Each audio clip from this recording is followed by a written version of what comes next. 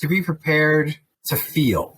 I think that's the key thing is for myself. I'm a pretty sensitive person, and I've always been a sensitive person. And I acknowledge that I've often been very outward facing with those sensitivities, meaning it's much more about being a victim. My life has been much more about being a victim of others. And I'm not going to minimize those feelings.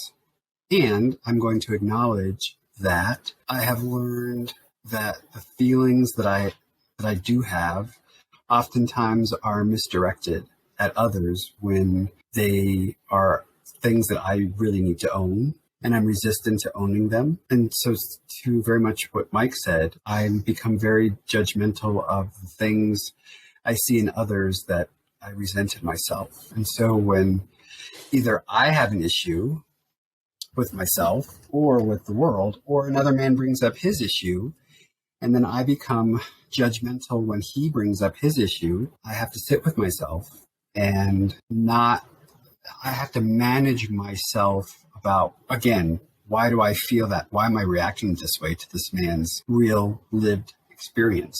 And that goes back to my feelings. Yeah. And feeling it and understanding where I feel it.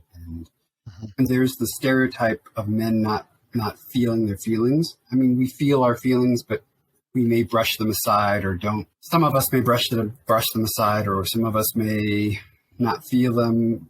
We feel them on just all differently. Let's just say that. Yeah. I don't know what you're feeling. Way to feel you don't know what I'm feeling. Exactly. Yeah. But the point I think I'm trying to make is just be open to feeling feelings and be open to feeling them differently and being open to new feelings. So that if you come in now I'm being critical, and this is my criticism. If you come into a space being unwilling to learn like this, and in essence being closed, it's not going to be helpful. It just, because if I came into this space thinking I knew everything, just with my history and what have you, and just said, screw everything. These guys just don't know what they're talking about, whatever, and was just resistant to everything, then of course I'm not going to give anything. Yeah. If I pretend to check in, or even if I do check in and I'm resistant to what comes up for me during the processes, I'm doing myself a disservice, and I have to acknowledge that. And I can't blame or shift the responsibility to anyone else.